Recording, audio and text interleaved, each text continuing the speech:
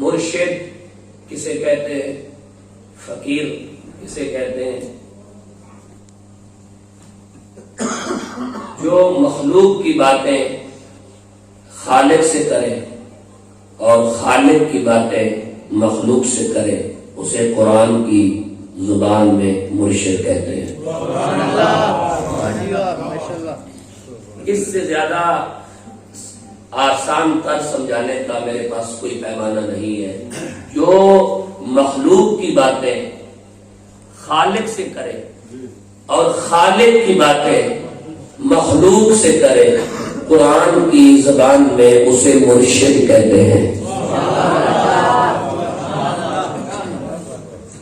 اور آسان کر دیتا ہوں، جو خالق کے احکامات مخلوق کو منتقل کرے اور مخلوق کے ٹکڑے خالق کو سنائے اسے مرشد کہتے ہیں۔ اگر اتنی بات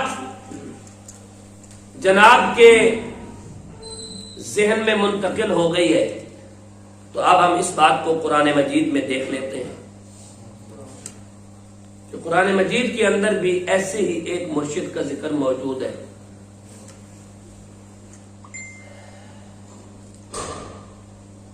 فوجد عبدا من عبادنا آتيناه رحمة من عندنا وعلمناه من لدنا علما۔ بہت تفصیل طلب پہلو ہے جو قرآن مجید نے یہاں بیان کیا کہ جب حضرت موسیٰ علیہ السلام حضرت خضر علیہ السلام کی بارگاہ میں حاضر ہوتے ہیں تو قرآن کہتا ہے کہ فوجد عبدا من عبادنا، انہوں نے ہمارے بندوں میں سے ایک بندے کو پا لیا۔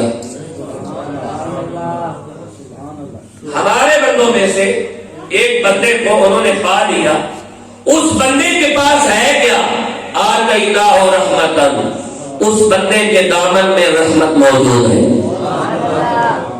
اب عزیزم جب ہم قرآن مجید پر غور کرتے ہیں تو رحمت کس کو کہتے ہیں؟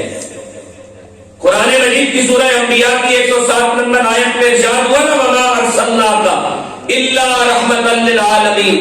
ذرا میرے ساتھ یہ ترجمہ ڈسکس کریں، واؤ کا معنی کیا ہے اور ماں کا معنی نہیں؟ بولے جو بھی آتا ہے بولے، ماں نہیں، ارسلہ بھیجا، نون زبر لا ہم نے، کاف زبر کا آپ کو، الا مگر، رحمتاً رحمت لیے عالمین عالمین کے لیے، اور نہیں بھیجا ہم نے آپ کو مگر رحمت بنا کر عالمین کے لیے۔ قاضی صاحب واؤ کا بھی ترجمہ ہو گیا، ماں کا بھی ہو گیا، ارسلہ کا بھی ہو گیا، نون کھڑی زبر نا کا بھی ہو گیا، کاف زبر کا بھی ہو گیا، الا کا بھی ترجمہ ہو گیا، لیل کا بھی ہو گیا، عالمین کا بھی ہو گیا، یہ رحمت کا ترجمہ کیوں نہیں کیا؟ کچھ بولے کوئی ضروری نہیں سبحان اللہ ہی بولے، کچھ بولے۔ وما ارسلناک الا رحمۃ للعالمین، اور نہیں بھیجا ہم نے آپ کو اے حبیبم مگر عالمین کے لیے رحمت بنا کر۔ تو رحمت کا کوئی ترجمہ ہوگا نا، رحمت تو قرآن مجید میں عربی کا لفظ ہے، تو رحمت کا ترجمہ کیا ہوگا؟ جب ہم نے اہل لغت کو اٹھایا تو رحمت کا معنی اہل لغت نے لکھا ہے دستگیر، رحمت کا معنی لکھا ہے غوث، رحمت کا معنی لکھا ہے استغاثہ سننے والا، رحمت کا معنی لکھا ہے مددگار، رحمت کا معنی لکھا ہے معاون، رحمت کا معنی لکھا ہے گردوں کو تھامنے والا۔ اور اے حبیب ہم نے نہیں بھیجا آپ کو مگر کل عالمین کا مشکل کشا بنا کر۔ اور جب ہمارے موسیٰ اس ہمارے بندے کے پاس پہنچے تو آتیناہ رحمتاً، اس بندے کے پاس دستگیری کی قوت موجود ہے۔ ہمارا وہ بندہ مشکل کشا ہے، ہمارا وہ بندہ حاجت روا ہے۔ من عندنا وعلمناه من لدنا علما، اس کے پاس علم لدنی موجود ہے۔ جب جناب موسیٰ وہاں پہنچے تو یہ قرآن مجید ہے، قال له موسیٰ هل اتبعک، جناب موسیٰ نے کہا حضور کدے تساں دی اجازت ہوے تے حال اتا بھی ہوگا دو چار جانے بڑے پیچھے پیچھے ٹر لواں ترجمہ یہی بنے گا میری بیٹی ایک بھی زبان ہوے یا تہاڈی چچری دی زبان ہوے تسی سبحان اللہ بولو حال اتا بھی ہوگا حضور نے کدی تہاڈی اجازت ہوے تے حال اتا بھی ہوگا تساں نے پیچھے پیچھے ٹر لواں تے حضرت حضر علیہ الصلوۃ والسلام پوچھا بھئی میرے پیچھے ٹرن نال تانوں کی لفظ ہے میرے پیچھے ٹرن نال میرے پیچھے ٹرن نال تانوں بات سمجھ لینی چاہیے میرے پیچھے ٹرن نال تانوں کی لفظ ہے حضرت موسیٰ علیہ السلام نے جناب حضر سے ملنے کے بعد جس خواہش کا اظہار کیا وہ ہے حال اتا بھی ہوگا تو اڑے پیچھے پیچھے ٹور لگا تو اڑے پیچھے پیچھے ٹور لگا تو اڑے پیچھے پیچھے ٹور لگا آپ کی اتباع کر سکتا ہوں مجھے اجازت ہے میں آپ کی اتباع کرنا چاہتا ہوں اب ٹھیک ہے میں آپ کے پیچھے چلنا چاہتا ہوں آپ کی اتباع کرنا چاہتا ہوں حال اتا بھی ہوگا تو اڑی اتباع کر لگا اجازت ہے فرمایا میرے پیچھے چلنے سے آپ کو کیا میسر آئے گا یہ جناب حضر نے جناب موسیٰ علیہ السلام سے پوچھا تو حضرت موسیٰ علیہ السلام کہتے والا ان تعلمنی مما علمت رشدا اللہ نے مجھے بتلا کے بھیجا ہے کہ آپ کے پیچھے چلنے سے رشد ملتا ہے رشد ملتا ہے اللہ ان تعلمنی مما علمت رشدا آپ کے پیچھے چلنے سے رشد ملتا ہے اس لیے میں کچھ عرصے کے لیے آپ کے پیچھے پیچھے چلنا چاہتا ہوں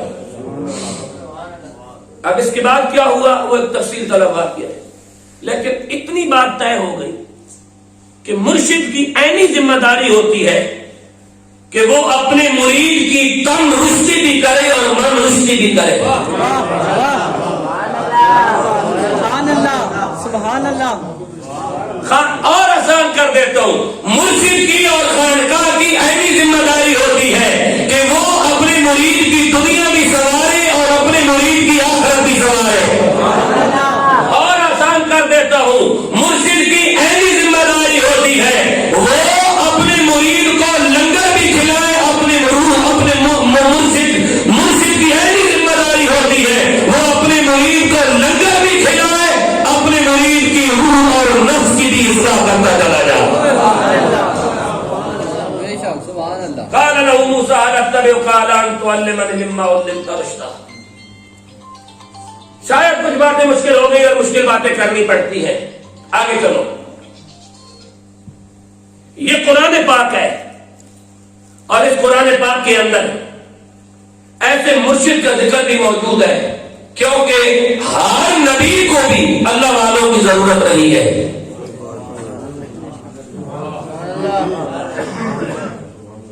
ہر نبی کو بھی اللہ والوں کی ضرورت رہی ہے حضور آج تو لوگ کہتے ہیں نا ہمیں اللہ والوں کی کیا ضرورت ہمیں نسبتوں کی کیا ضرورت ہم تو ڈائریکٹ خدا تک پہنچنا چاہتے ہیں یہ قرآن پاک ہے سورۃ آل عمران ہے آیت نمبر 146 ہے اتنی دیر میں سبحان اللہ بول لے اور میں آیت نکال لوں سبحان اللہ پھر بول سکتے ہیں کیونکہ آیت نکال لی ہے ٹائم لگے گا تھوڑا سبحان اللہ سورۃ آل عمران ہے آیت نمبر 146 ہے فرمایا وَكَأَيٍّ مِّن نَّبِيٍّ قَاتَلَ مَعَهُ رِبِّيُّونَ كَثِيرٌ فَمَا وَهَنُوا لِمَا أَصَابَهُمْ فِي سَبِيلِ اللَّهِ وَمَا ضَعُفُوا وَمَا اسْتَقَامُوا وَاللَّهُ يُحِبُّ الصَّابِرِينَ ترجمہ سماعت کریں وَكَأَيٍّ مِّن نَّبِيٍّ قَاتَلَ اور جتنے نبیوں نے بھی جہاد کیا جتنے نبیوں نے بھی جہاد کیا مَعَهُ رِبِّيُّونَ كَثِيرٌ ان کے ساتھ کثرت میں اللہ والے تھے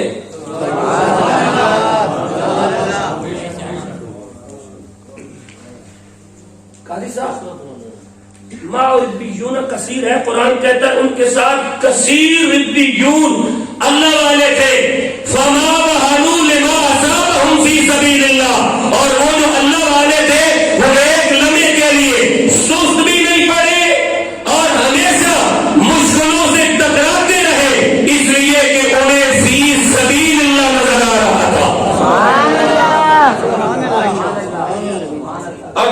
میدان جہاد میں اترے تو انہوں نے کیا کیا؟ میدان جہاد میں نبی کے ساتھ اللہ والے، حالانکہ نبی خود اللہ والا ہے، لیکن علیحدہ بیان کرنے کی کیا ضرورت ہے کہ جتنے نبیوں نے جہاد کیا معہ ربیون کثیر، ان کے ساتھ کثرت میں اللہ والے ہیں۔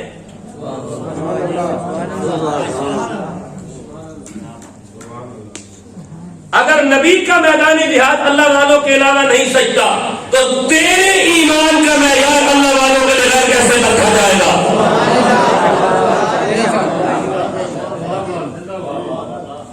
جب اللہ والے میدان میں اترتے نبی کے ساتھ تو کیا کہتے ہیں؟ فرمایا وَمَا كَانَ قَوْلَهُمْ إِلَّا أَن قَالُوا رَبَّنَا اغْفِرْ لَنَا ذُنُوبَنَا وَإِسْرَافَنَا فِي أَمْرِنَا وَثَبِّتْ أَقْدَامَنَا وَانصُرْنَا عَلَى الْقَوْمِ الْكَافِرِينَ۔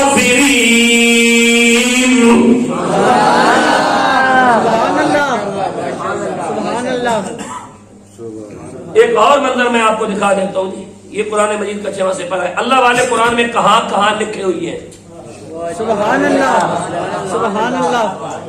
اللہ والے، آج صرف اس بات پہ ہمارا موضوع رکے گا کہ اللہ والے قرآن میں کہاں کہاں لکھے ہوئے ہیں، اور یہ اللہ والے اللہ تعالیٰ نے نبی بیان نہیں کیے، نبیوں کے علاوہ کوئی مخلوق ہے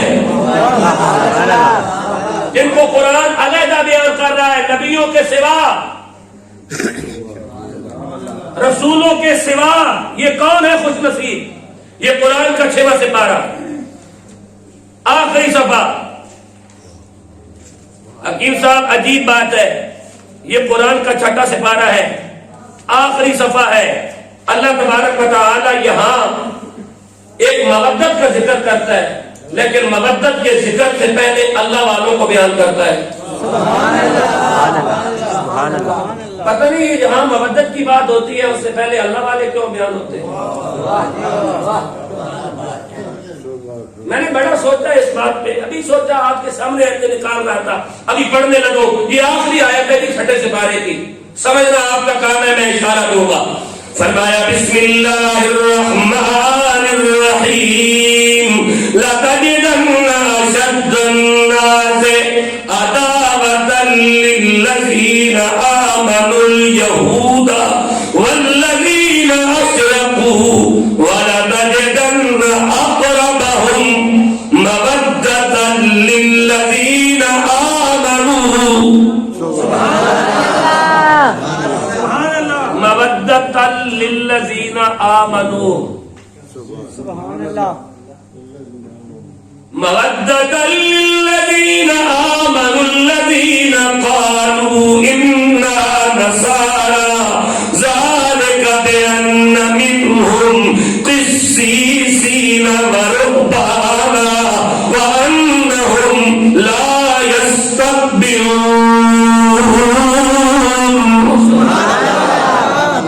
سبحان اللہ۔ لَتَجِدَنَّ أَشَدَّ النَّاسِ عَدَاوَةً لِلَّذِينَ آمَنُوا الْيَهُودَ وَالَّذِينَ أَشْرَكُوا۔ محبوب، آپ مسلمانوں کا جو سب سے خطرناک دشمن پاؤ گے وہ یہودیوں کو اور مشرکوں کو پاؤ گے۔ پہلی بات کلیئر ہو گئی؟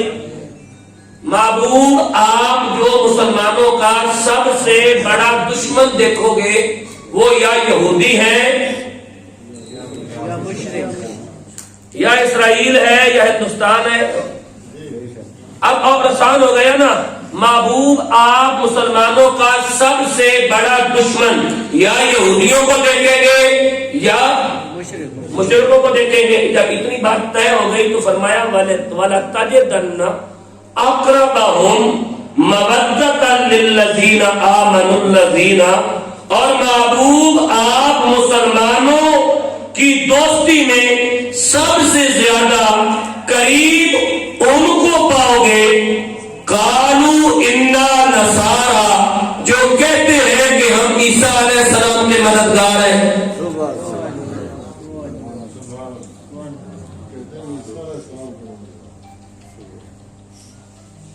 ان بھی تقریر سن لیا کرو،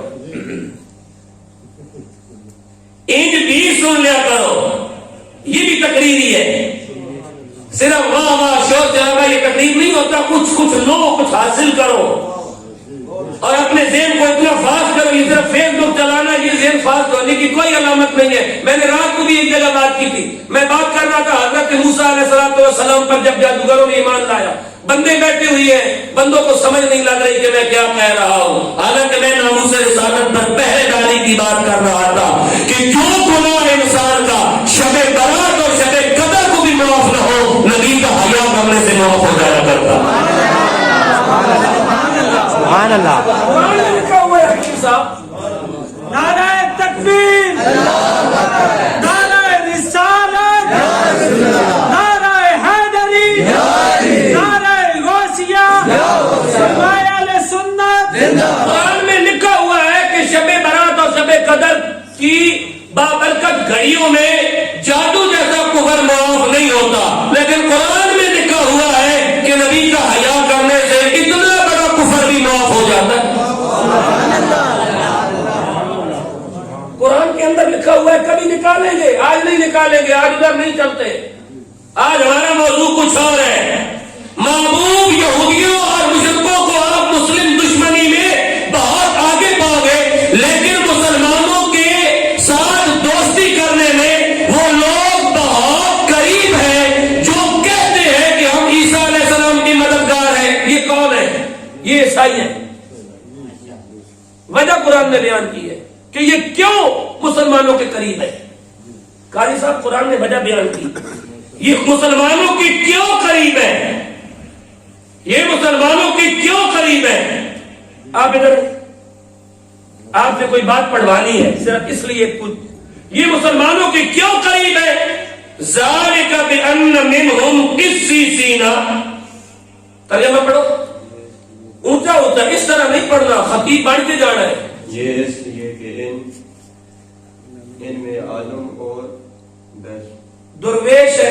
ہیں، وہ یہ غرور نہیں کرتے. بیٹھ جائے.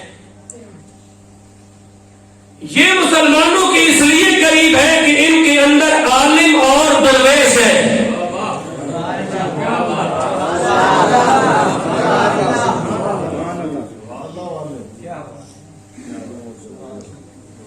حکیم صاحب، قبلہ شاہ صاحب، حضور آپ کے پیروں پہ ہاتھ.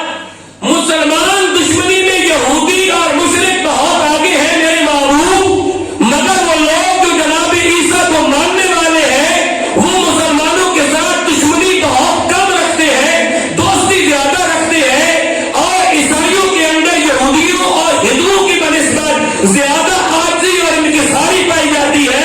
کیوں؟ ذالک بأن منہم قسیسین، ان کے اندر عالم پائے جاتے ہیں، ورہبان، اور ان کے اندر فقیر پائے جاتے ہیں.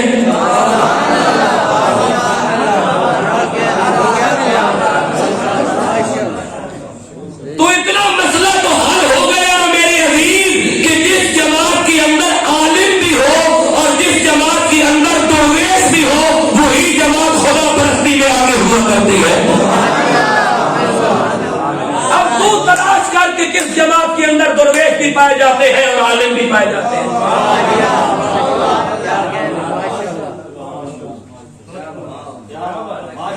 اتنی بات تو طے ہو گئی نا کہ جہاں درویش بھی ہو اور عالم بھی ہو. اچھا، اللہ نے عالم کو پہلے رکھا، درویش کو بعد میں رکھا. اس کے اندر راز کیا ہے؟ مفسرین نے بڑا نفیس نقطہ بیان کیا. وہ کہتے ہیں عالم کو پہلے رکھا، درویش کو بعد میں رکھا، اور اللہ تعالیٰ نے یہ خاموش پیغام دیا کہ ہر عالم کے پیچھے نہ چلنا، اسی عالم کی ابتدا کرنا جو ساتھ درویش بھی ہو.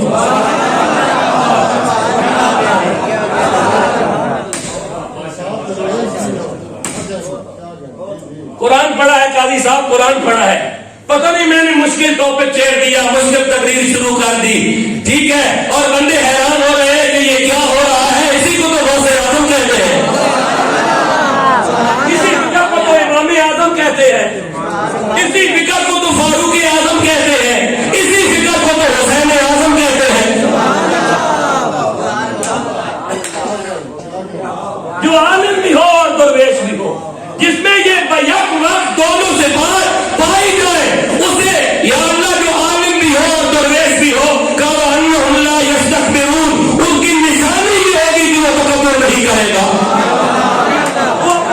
خاک نہیں دبائے گا. عالم ہوگا لیکن اس میں درویشی نہیں ہوگی تو وہ اپنے علم کے پینترے بدلتا نظر آئے گا. کچھ میں نے کہہ دیا ہے, آگے یہ سمجھ تو پھر آگے چلتے ہیں, پھر قرآن پڑھتے ہیں. اعوذ باللہ من الشیطان الرجیم.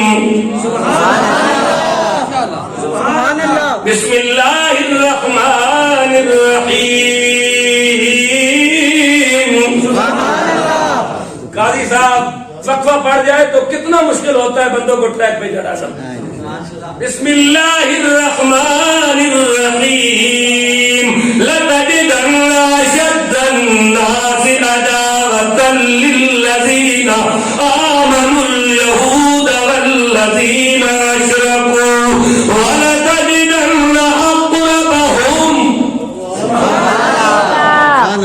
قاضی صاحب مینو آج دن تک اس گل کی سمجھ نہیں آئی جتنے قرآن نے لفظ اقرب استعمال کیتا نال ہی مودت کا ذکر ہویا. قل لا اسألكم عليه اجرا الا المودة في القربى. سبحان اللہ. قل لا اسألكم عليه اجرا الا المودة في القربى. آج امام حسن عسکری کا یوم ولادت ہے. سبحان اللہ. تو انو کو نہیں پتہ نا, مینو تو پتہ ہے. قل لا اسألكم عليه اجرا الا المودة في القربى ومن يقترب حسنة نزد له فيها حسنا ان الله غفور شكور.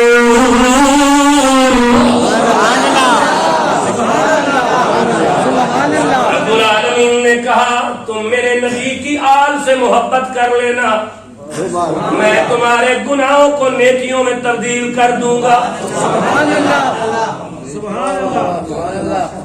قرآن کہہ رہا ہے قل لا اسألكم عليه اجرا الا المودة في القربى ومن يقترب حسنة نزد له فيها حسنا. تم قربا سے محبت کرنا, میں تمہارے گناہ نیکیوں میں بدل دوں گا. تم قربا سے پیار کرنا, میں تمہارے گناہ نیکیوں میں بدل دوں گا. تم قربا سے محبت کرنا, میں تمہارے گناہ نیکیوں میں بدل دوں گا. تم قربا سے محبت کرنا, میں اور آسان کر دیتا ہوں. تم حسین سے پیار کرنا, میں تمہاری نیکیاں تمہارے گناہ نیکیوں میں بدل دوں گا. تم غوث اعظم سے پیار کرنا, میں تمہارے گناہ نیکیوں میں بدل دوں گا. تم معین الدین اجمیری سے پیار کرنا, میں تمہارے گناہ نیکیوں میں. سبحان اللہ. ومن يقترف حسنة نزد له فيها حسنا ان الله غفور شكور. گل یاد آ گئی, ایسے لکھی سے یاد آ گئی. ہاں, خواجہ معین الدین چشتی اجمیری بیٹھے ہوئے تھے. بندہ آیا, اس نے کہا حضور درویش کسے کہتے ہیں؟ فرمایا حضور صوفی کسے کہتے ہیں, درویش کسے کہتے ہیں, فقیر کسے کہتے ہیں؟ فرمایا الصوفی کا شمس. دوسرا بندہ آیا, حضور فقیر کسے کہتے ہیں, صوفی کسے کہتے ہیں؟ فرمایا الصوفی کا الارض. صوفی سورج کی طرح ہوتا ہے جو اپنوں کو بھی نوازتا ہے بیگانوں کو بھی نوازتا ہے. صوفی زمین کی طرح ہوتا ہے جو عاجزی سے ٹک جاتا ہے, اپنوں کو بھی برداشت کرتا ہے غیروں کو بھی برداشت کرتا ہے.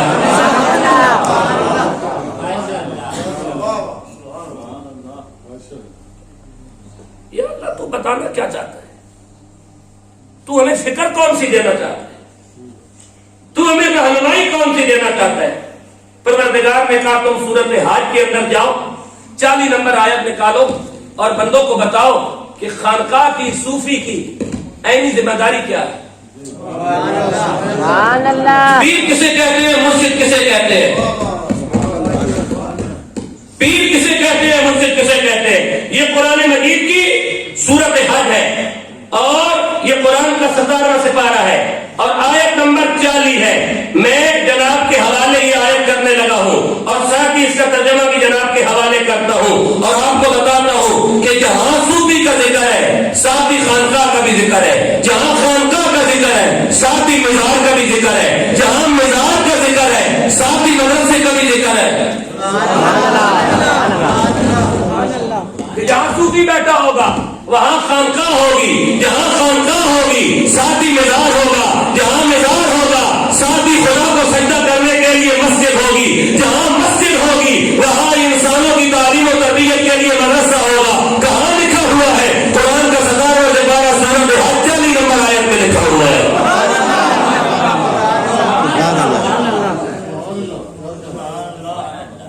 پڑھنے لگا ہوں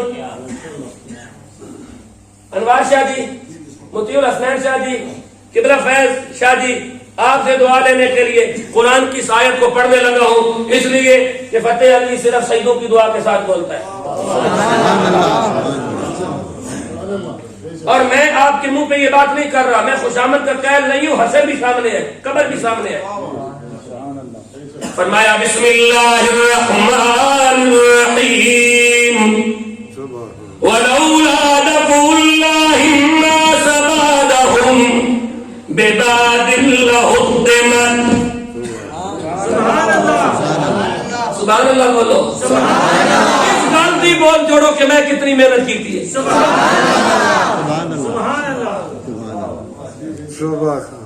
میں کتنی محنت کی تھی ہوتے خالی صوفی تو درویش قرآن کے ڈھونڈن واسطے، کتنی باری موبائل کھولا ہوتے، کتنی باری بند کیتا ہوتے، کتنی باری قرآن کھولا ہوتے، کتنی باری بند کیتا ہوتے، کتنی واسطے تفسیرہ کھولیا ہوتے، کتنی باری بند کیتی ہوتے، کتنی باری بجلی گئی ہوتے، کتنی باری بلب آن کیتا ہوتے، کتنی باری بند کیتا ہوتے، راتی کتنے تک راتا بیٹا ہوتے، اسی کا سبحان اللہ بولو۔ سبحان اللہ۔ بسم اللہ الرحمن الرحیم ولولا دفع اللہ الناس بعضهم ببعض لهدمت صوامع وبیع وصلوات ومساجد۔ ترجمہ کر سکتے پھر پتہ کر سکتے۔ یذکر فیہا اسم اللہ کثیرا وَلَيَنْصُرَنَّ اللَّهَ مَنْ يَنْصُرُهُ إِنَّ اللَّهَ لَقَوِيٌّ عَزِيزٌ۔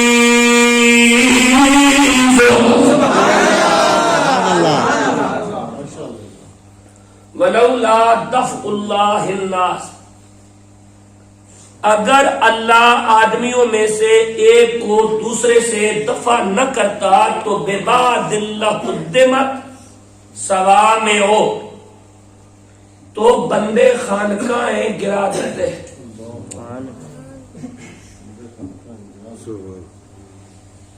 اسی بندے کو سننے نا، بندے آخر میں فلانی محفل نہیں جانا، ایک قاضی صاحب کروا رہے ہیں، یہ حکیم ارشاد صاحب کی محفل ہے، میں فلانے پیر کے دربار پہ نہیں جانا، میں فلانے کو جنم کو نہیں جانا۔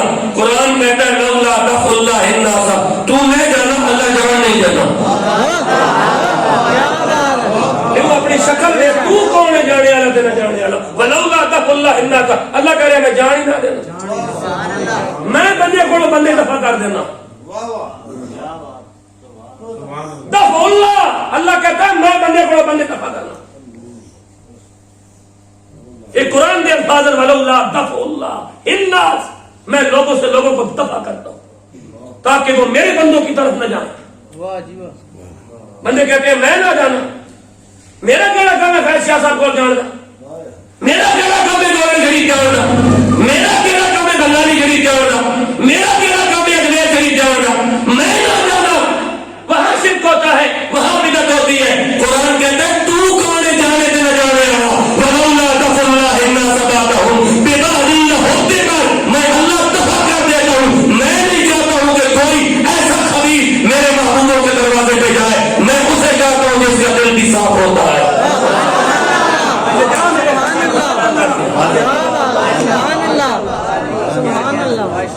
قرآن آپ کے سامنے پڑھے آؤ دیکھو ترجمہ، یہ اعلیٰ حضرت صاحب نے بریلوی کا ترجمہ ہے، حضور ضیاء الامت کو اٹھا کے دیکھ لینا، سید ریاض شاہ صاحب کا ترجمہ قرآن دیکھ لینا، غزالی زمان کا ترجمہ قرآن دیکھ لینا، پروفیسر ڈاکٹر طاہر القادری صاحب کا ترجمہ قرآن دیکھ لینا، اور یہ تمام تراجم نہ دیکھنا کیونکہ یہ یا رسول اللہ کہنے والوں کے ہیں، کسی اور کا دیکھ لینا۔ اگر بات یہی نکلے تو پھر آج کے بعد جینا بھی یا غوث اعظم کہہ کے، مرنا بھی یا غوث اعظم کہہ کے۔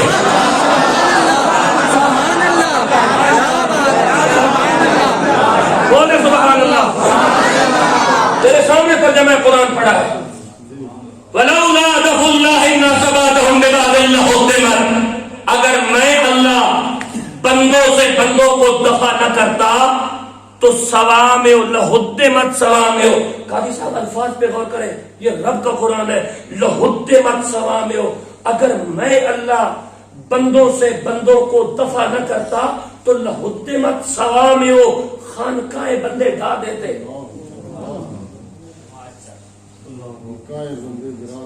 اس کا مطلب ہے کہ خانقاہوں کی اللہ خود حفاظت کا ہے.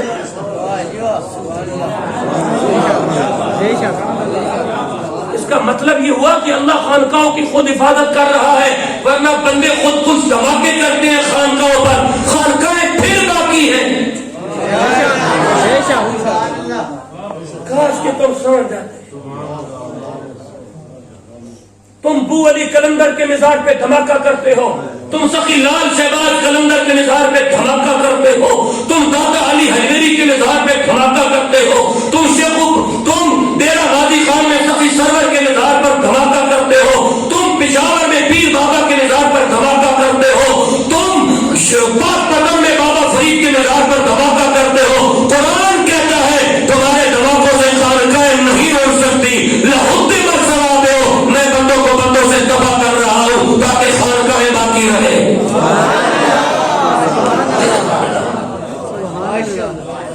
میں کیا کروں؟ میرے سامنے قرآن ہے، یہ قرآن کی فکر کرو یار. سوامع، خانقاہیں ڈھا دی جاتی اگر اللہ بندوں سے بندوں کو دفع نہ کرتا. دوسری بات وبیہ، اور خانقاہوں کے ساتھ مدرسہ بھی گرا دیا جاتا اگر بندوں سے اللہ بندوں کو دفع نہ کرتا. وصلوات، اور اس مدرسے کے ساتھ چبوترا بھی گرا دیا جاتا اگر بندوں سے اللہ بندوں کو دفع نہ کرتا. ومساجد یذکر فی حسم اللہ کثیرا، اور مسجدوں میں اللہ کا ذکر کوئی نہ کرنے دیتا اگر اللہ بندوں سے بندوں کو دفع نہ کرتا. وَلَيَنْصُرَنَّ اللَّهَ مَن يَنْصُرُهُ، بے شک اللہ ضرور اس کی مدد کرتا ہے جو اس کے دین کی مدد کیا کرتا ہے.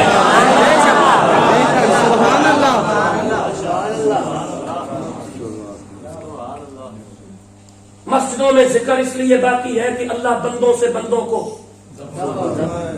خانقاہ اس لیے باقی ہے کہ اللہ بندوں سے بندوں کو دفع کر رہا ہے. چبوترا اس لیے باقی ہے کہ اللہ بندوں سے بندوں کو دفع کر رہا ہے. صوفی کی نشست اس لیے باقی ہے کہ اللہ بندوں سے بندوں کو دفع کر رہا ہے. یا اللہ جو مسجدوں میں تیرے ذکر کی حفاظت کرے، جو خانقاہ کی حفاظت کرے، جو مسجد کی حفاظت کرے، جو مدرسے کی حفاظت کرے، کہا جو اللہ کے دین کی مدد کیا کرتا ہے اللہ اس کی مدد کیا کرتا ہے. قاضی صاحب یہ اللہ کے دین کا کام ہے، آپ اللہ کے دین کا کام کرتے ہیں. حکیم صاحب آپ اللہ کے دین کا کام کرتے ہیں. انوار شاہ صاحب آپ اللہ کے دین کا کام کرتے ہیں. شاہ صاحب حضور آپ اللہ کے دین کا کام کرتے ہیں. تو اللہ کے دین کا کام آپ کرو، آپ کے کاموں میں اللہ آپ کا معاون و مددگار بنتا نظر آ رہا. یہ ہے خانقاہ کی یعنی ذمہ داری. اس کو حضور غوث پاک کا فکر کہتے ہیں، اس کو حضور غوث پاک کا دیا ہوا سبق کہتے ہیں. یہ ہے وہ منہج، اس منہج کو یاد رکھنا ہے. یہ ہے وہ نظام تربیت، اس نظام تربیت کو یاد رکھنا ہے. ایک واقعہ یاد آ گیا قاضی صاحب، عرض کرتا جاؤں. بصرہ کا بازار ہے، بازار کے کونے پہ ایک بابا بیٹھا ہے، نام ہے حسن بصری.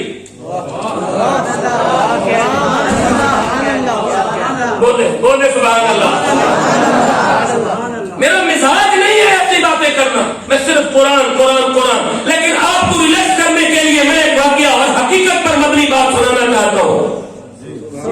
مجھے سینکڑوں نہیں ہزاروں اس طرح کی صوفیاء کی کرامات و اعجازات اکبر ہے، لیکن میں پھر بھی قرآن مجید کی ڈائریکٹ آیات کو آپ کے سامنے رکھنے کی کوشش کرتا ہوں. حسن بصری پریشان بیٹھے ہیں، رابعہ بصری رضی اللہ عنہا کا گزر ہوا تو پریشان دیکھ کر سیدہ رابعہ بصری سلام اللہ علیہا نے پوچھا بابا کیوں پریشان بیٹھا ہے؟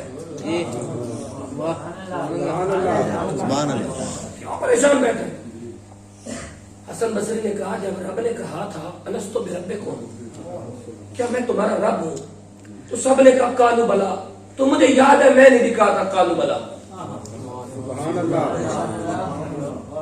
کن فیکون تے کل کی گل ہے. ہنسا کے قریب لگا. میں نے بھی کہا تھا کہ ہاں تو ہمارا رب ہے. تو پھر بابا پریشان کیوں بیٹھے؟ کہا پھر تمام روحوں نے اللہ کو سجدہ کیا تو کسی نے 2 سجدے کیے، پہلا حکم خدا میں، دوسرا شکر کے طور پر. کسی نے پہلا سجدہ کیا اور دوسرا سجدہ نہیں کیا. کسی نے پہلا نہیں کیا اور دوسرا کیا. کسی نے پہلا سجدہ بھی نہیں کیا اور دوسرا بھی نہیں کیا. جس نے دونوں سجدے کیے اس کی زندگی اسلام کے مطابق گزرے گی اور اسلام پہ خاتمہ ہوگا. جس نے پہلا سجدہ کیا اور دوسرا نہیں کیا اس کی زندگی اسلام پہ گزرے گی اور کفر پہ خاتمہ ہوگا. جس نے پہلا سجدہ نہیں کیا اور دوسرا کر لیا اس کی زندگی کفر پہ گزرے گی، خاتمہ ایمان پہ ہوگا. جس نے دونوں سجدے نہیں کیے اس کی زندگی کفر پہ گزرے گی، موت بھی کفر پہ آئے گی. تو رابعہ مجھے یہ تو یاد ہے کہ میں نے پہلا سجدہ کیا تھا، دوسرا سجدہ مجھے یاد نہیں میں نے کیا ہے یا نہیں کیا. تو رابعہ بصری نے کہا بابا تو نے دوسرا سجدہ کیا تھا، مجھے یاد ہے.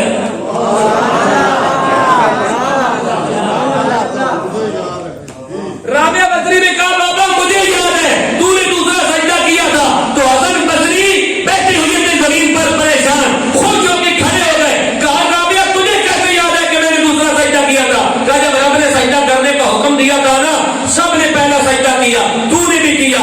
جب دوسرا سجدہ پہلا سجدہ کرنے سے فارغ ہوئے تو دیکھے کہ کچھ لوگ آ کر کے کھڑے ہوئی ہیں. تو نے کہا یہ کھڑے ہوئی ہے تو میں بھی اب دوسرا سجدہ نہیں کرتا. تو میں تیرے پیچھے کھڑی تھی، میں نے دھکا مار کے کہا کر سجدہ.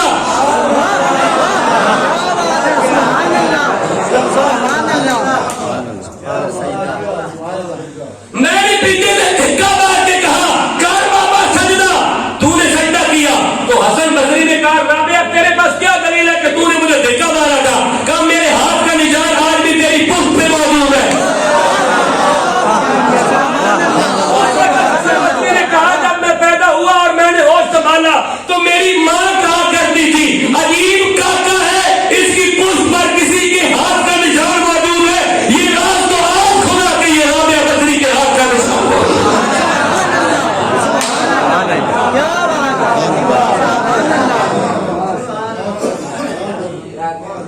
سبحان اللہ بولے پھر آپ سبحان اللہ. کیا بات ہے. یہ ہے خانقاہ کی ذمہ داری. خانقاہ والوں نے تو اپنی عینی ذمہ داری عالم ارواح میں بھی پوری کی ہے. قاضی صاحب میں نے تو یہ بات اس لیے سنائی ہے کہ خانقاہ والوں نے تو اپنی عینی ذمہ داری عالم ارواح میں بھی پوری کی ہے. تو جو عالم ارواح میں اپنوں کو نہیں بھولے وہ عالم حشر میں اپنوں کو کب بھولنے والے ہیں.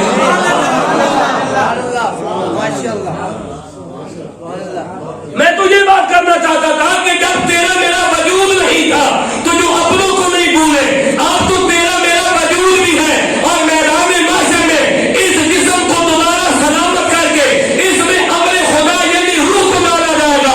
تو جب اہل اللہ اپنوں کو میدان عالم ارواح میں نہیں بھولے تو عالم محشر میں کب بھولنے والے ہیں. لہذا تسلی رکھ اس بات پہ کہ آج تو غوث اعظم کی مجلس سجا رہا ہے، کل غوث اعظم قبر سے لے کے حشر تک تیری مدد کر رہا. یہ ہے خانقاہ کی عینی ذمہ داری، جس ذمہ داری کو پورا کرنا ہے. اگر اللہ لوگوں کو دفع نہ کرتا تو مسجدیں ڈھا دی جاتی، بے شک. مسجدوں سے ذکر اڑا دیا جاتا، خانقاہوں کو مسمار کر دیا جاتا، مدرسے گرا دیے جاتے، اللہ کے ذکر پہ پابندی ہوتی. لیکن اچھا ایک بات مجھے یاد آ گئی، وہ بھی سنتے جاؤ. بندے جتنی کوشش کر لیں خانقاہوں کو اور مسجدوں کو کسی بیماری کے نام پہ بند کرنے کی، وَلَوْلَا دَفْعُ اللَّهِ النَّاسَ، اللہ بندوں سے بندوں کو دفع کر رہا ہے. اس کا مطلب یہ ہوا کہ یہ بند ہونے والی چیزیں نہیں ہیں.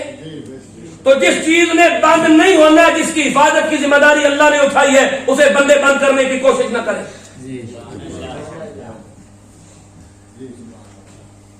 ایک نقشبندی صوفی کا واقعہ یاد آ گیا، سناتا جاؤ.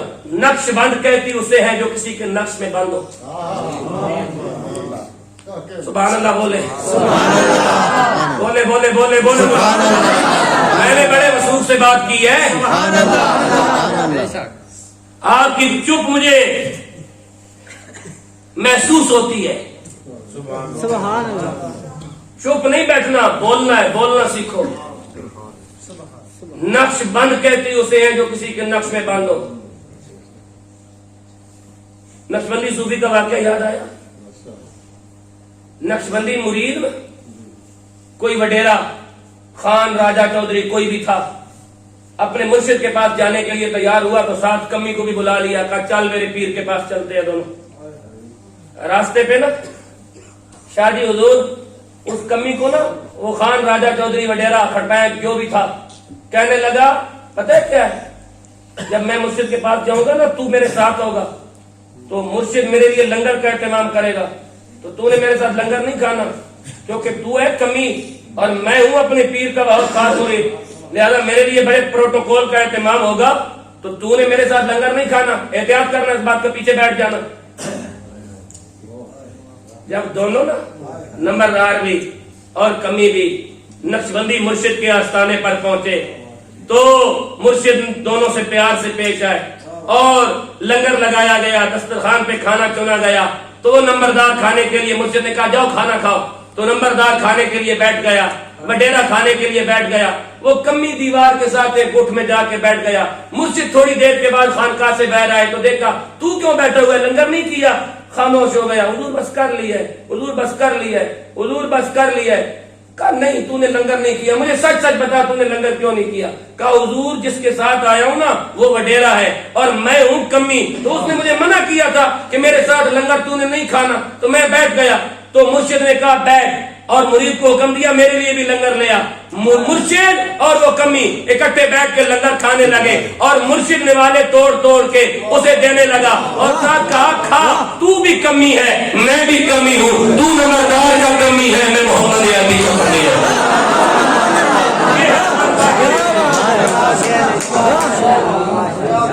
یہ ہے خانقاہ کی یعنی ذمہ داری, اس کو خانقاہ کی یعنی ذمہ داری کہتے ہیں. میرے عزیز ایک ہی صف میں کھڑے ہو گئے محمود و ایاس, نہ کوئی بندہ رہا نہ کوئی بندہ رہا. مرشد ہوتا ہی وہ ہے, مرشد ہوتا ہی وہ ہے جو امت کی, جو اپنے مرید کی دنیا بھی بنا دے, اپنے مرید کی قبر بھی بنا دے. نبی ہوتا ہی وہ ہے جو اپنی امت کی دنیا بھی بنا دے, اپنی امت کی آخرت بھی بنا دے. آج جس معاشرے میں ہم رہتے ہیں یہاں عجیب ڈرامے بازی ہے. نبی اسے بتایا جاتا ہے جو غسل کی فرض بتائے, جو وضو کی فرض بتائے. یہ تو مسجد کا مولوی بھی بتا دیتا ہے. حضور آج نبی کی تعریفیں یہ ہو رہی ہیں. نبی وہ ہوتا ہے جو کتاب پڑھائے, نبی وہ ہوتا ہے جو غسل کی فرض بتائے, نبی وہ ہوتا ہے جو وضو کی فرض بتائے, جو وضو کی مستحبات بتائے, جو وضو کی سنتیں بتائے. اور میرے عزیز نبی وہ ہوتا ہے جو امت کی دنیا بھی سنوار دے, امت کی آخرت بھی سنوار دے. اسے نبی کہتے ہیں. غسل کی فرض تو مسجد کا مولوی بھی بتا دیتا ہے,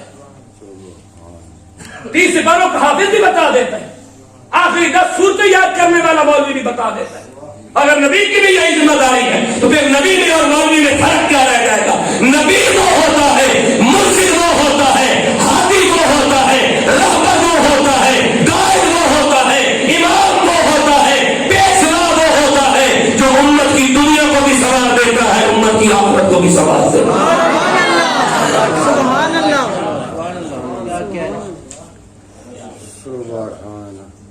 بات کہاں سے چلی تھی؟ فوجد عبدا من عبادنا, سمیٹ دی میں نے گفتگو. فوجد عبدا من عبادنا آتیناہ رحمۃ من عندنا وعلمناہ من لدنا علما. یا اللہ یہ موسیٰ تیرا نبیوں میں تیسرا یا چوتھا بڑا نبی ہے.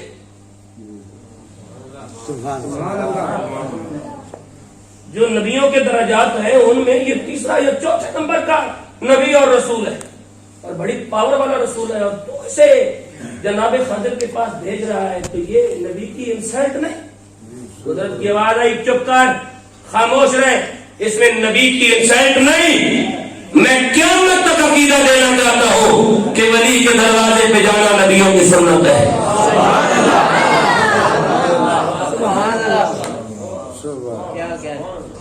تو نے اپنے ذہن سے کچھ اور سوچا, قرآن کوئی اور معیار پیش کرنا چاہتا ہے کہ میں جناب موسیٰ کو جناب خضر کے دروازے پر. اب اس بیت میں ہم نہیں پڑھتے کہ جناب خضر ولی ہے یا نبی ہے, ہر نبی ولی ہی ہوتا ہے. ہمیں ان بحثوں میں الجھنے کی ضرورت نہیں ہے. جب رب کا قرآن خاموش ہے تو ہمیں بھی چپ چپ کرنے کی کوئی ضرورت نہیں ہے. لیکن ایک درویش کے دروازے پر ایک نبی کا جانا اس بات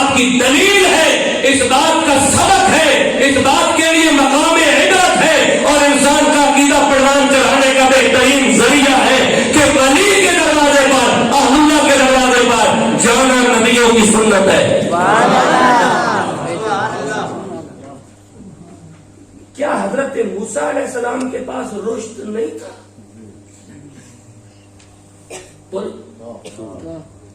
کیا حضرت موسیٰ علیہ السلام کے پاس علم لدنی نہیں تھا؟ چلو میری اور آپ کی بات ہو تو وہ تو الگ بات ہے نا. وہاں تو رسول ہے, نبی ہے, اور وہ کہتا ہے بابا اگر آپ اجازت دے تو میں 2-4 دہاڑے ہفتہ 1.5 ہفتہ تھوڑے پیچھے پیچھے ٹر لما, کیونکہ ان تو علم نے مما علمت رشدا ما اللہ یہ گل دسی اس بابے پیچھے ٹرن نال تانوں رشد لب سے.